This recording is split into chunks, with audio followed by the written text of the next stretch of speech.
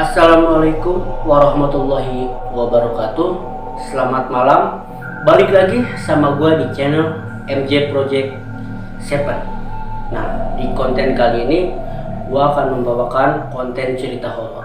Nah, cerita ini merupakan cerita yang berasal dari pengalaman pribadi temen gue.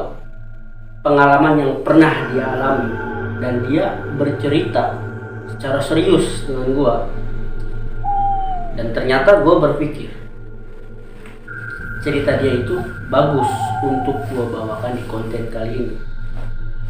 Dan dia pun setuju ketika ceritanya gue angkat dan gue upload ke dalam video. Tanpa banyak basa-basi, ya udah kita langsung lanjut ke dalam ceritanya. Cerita bermula saat temen gua merupakan seseorang korban atau seseorang yang akan melakukan ritual pesugihan. Jadi di sini biar lebih jelasnya lagi, ayahnya atau bapaknya dari temen gua tersebut akan melakukan pesugihan. Kenapa ayahnya melakukan pesugihan? Karena faktor pertama itu, bapaknya itu merupakan orang yang sangat candu sekali terhadap judi. Jadi apapun menjadi hal judi. Nah, lambat laun dari waktu ke waktu, harta yang dimiliki oleh keluarganya pun semakin berkurang, semakin sedikit.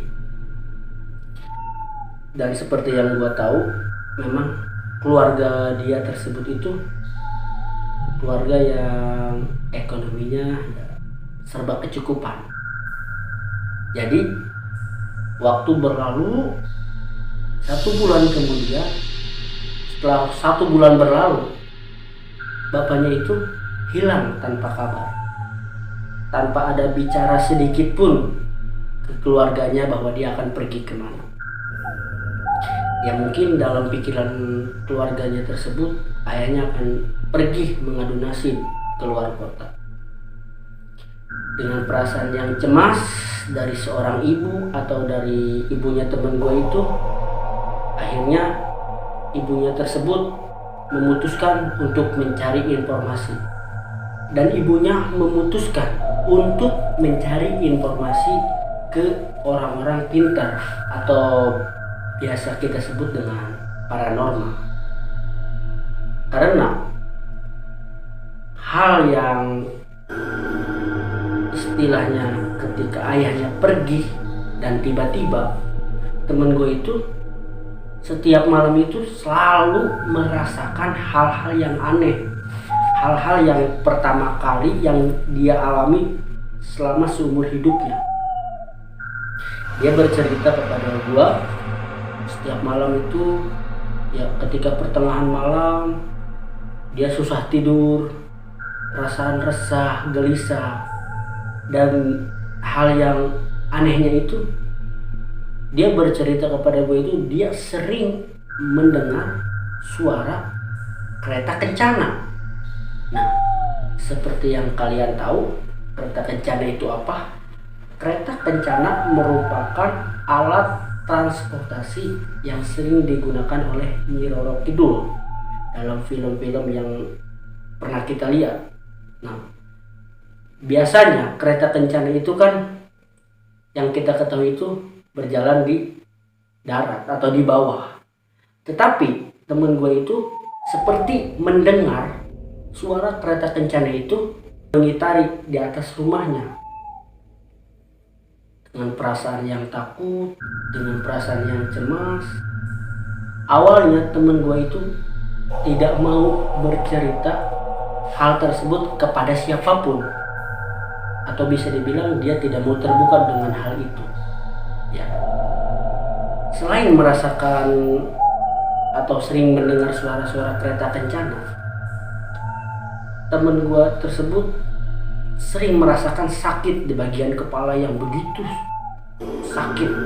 Dan dia pun heran bahwa dia itu emang tidak mempunyai penyakit atau tidak mempunyai istilahnya sesuatu yang didiagnosa mempunyai penyakit-penyakit yang berbahaya atau seperti tumor, ya, terus sering merasakan sesak napas. Ya, bahkan yang lebih parahnya lagi, setiap malam dia di rumah sering mencium bau-bau amis seperti bau mayat di kuburan. Nah, dengan beberapa hal yang dia rasakan, dengan beberapa hal yang dia pernah alami, itu merupakan hal-hal yang janggal, hal-hal yang aneh dalam hidupnya. Dan ketika dia pergi berobat untuk mengetahui apa yang dia alami, apa yang dia rasakan dalam belakangan ini, ternyata pihak medis pun mencari dan tidak menemukan penyakit apapun. Ini merupakan hal aneh dan dia semakin heran dengan keadaan ekonomi yang semakin sempit. Ya, untuk makan pun dia cerita ke gue itu kadang susah, apalagi untuk berobat. Dan akhirnya dia dan ibunya itu pergi mencari pinjaman kepada tetangga ataupun saudaranya untuk mengetahui penyakit apa yang dia alami sejauh ini.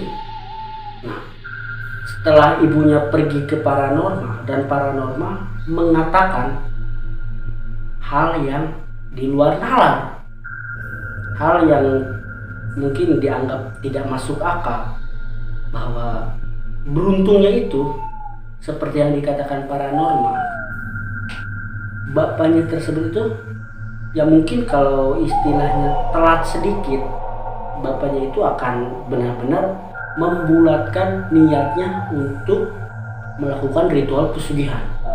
Nah, beruntungnya itu ketika ibunya pergi ke paranormal dan itu bisa dicegah dalam jarak jauh.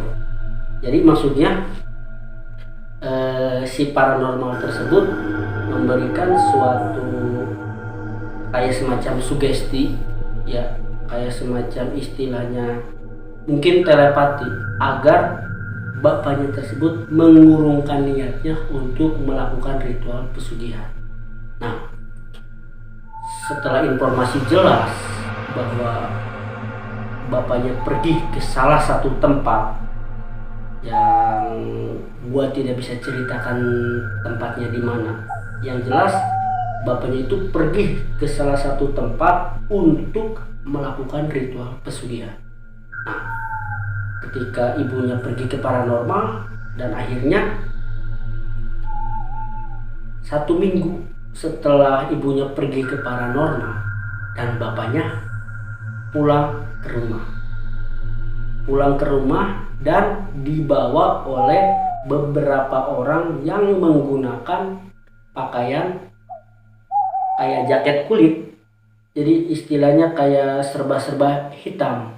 Nah, katanya teman-teman dari bapaknya tersebut mengatakan dia lupa akan pulang, dia seperti lupa akan keluarganya. Nah, setelah kepulangan dia selama 1 bulan menghilang, bapaknya itu seperti mengalami kayak stres gitu, kayak amnesia, hilang ingatan.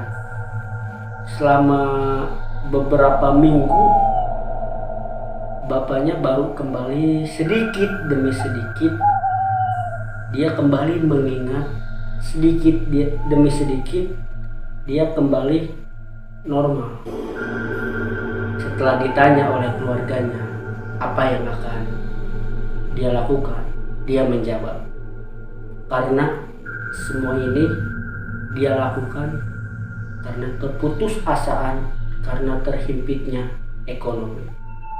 Seperti yang gua tahu, kalau kita melakukan jalan pintas atau bekerja sama dengan makhluk gaib tentang ritual pesugihan, maka mereka akan meminta tumbal.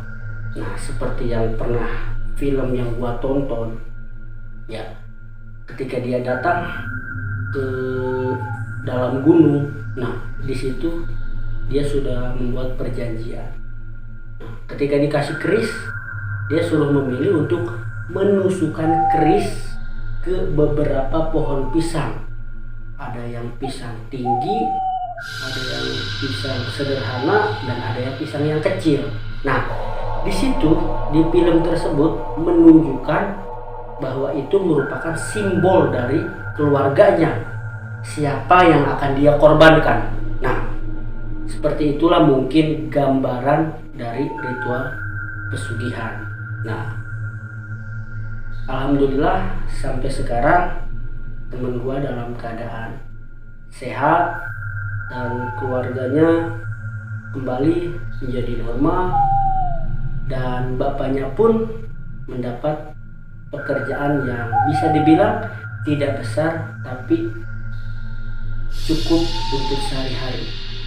Karena pesan dari gua, buat apa sibuk cari yang sempurna kalau yang sederhana mampu membuat kita bahagia. Oke, segitu saja konten dari gua pada malam hari ini. Jangan lupa untuk like, komen, dan subscribe. Dan apabila teman-teman semua mempunyai cerita-cerita horor, silakan kalian tulis di kolom komentar.